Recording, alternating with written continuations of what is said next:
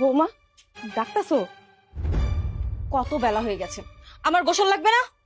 তুমি গোসল করবা মা? আমি আর তোমার ভাসুর তো পুকুরেই গোসল করি। তো আমিও কি পুকুরে সব মানুষের সামনে গোসল করব? না তা কেন, তুমি টিউবওয়েলে যাও, গোসল কানায় যাইয়া গোসলটা সাইরে আসো। সেটা না হয় বুঝলাম, কিন্তু আমার গরম পানি কোথায়? গরম পানি সেইটা দিয়ে কি করবা? শুনেন মা, গরম পানি ছাড়া আমি গোসল করতে পারি না। যান, গরম পানির ব্যবস্থা করেন। আরেকটা কথা, আমি গোসল করার পর আমার কাপড় চোপড়গুলো আপনি কেচে দিবেন, পরিষ্কার করে সুন্দর করে কাচবেন। কাল থেকে আপনার ছেলে বাসা থেকে বের হওয়ার পর আমার জন্য চা নিয়ে আসবেন। চা নিয়ে আসার কিছুক্ষণ পরে আমার জন্য নাস্তা নিয়ে আসবেন, মনে থাকবে? আরেকটা কথা মা, এসব আনকালচার্ড পোশাক পরে না আমার সামনে ঘুরঘুর করবেন না, খ্যাত কোথাকার। যান, আমার জন্য শাড়ি নিয়ে আসেন, আমি গোসলের পরপর পরবো। আপনার ওই পলিওটা কোথায়? দেখছি না যে। বৌমা, ও তোমার ভাসুর, ওই হলো, সে কোথায়? কাজে গেছে। সে আসলে আমার শাড়িগুলো আয়রন করতে বলবেন। আর শোনেন, একটার মধ্যে আমার লাঞ্চ রেডি করবেন, না হলে কিন্তু আপনাদের খবর আছে বলে দিলাম। যান এখন। দাঁড়ান,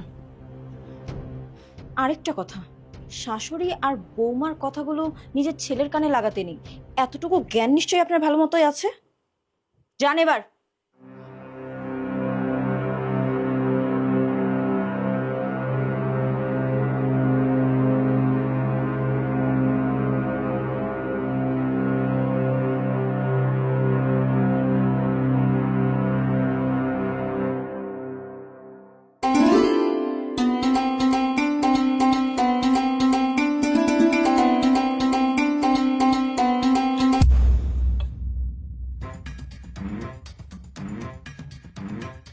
ওই কেডা?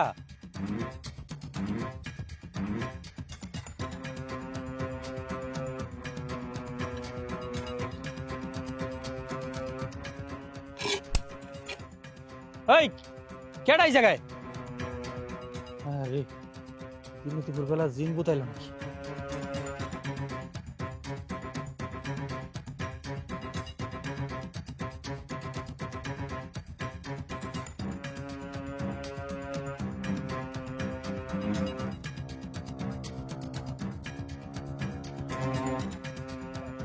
এই! ও তুই? কে, তুই ভয় পাইছিলি না? ভয় পাই নেই, ভাবছি কেডা না কেডা। হইছে, মিথ্যা কথা কইস না, তুই তো ভয় পাইছিলি।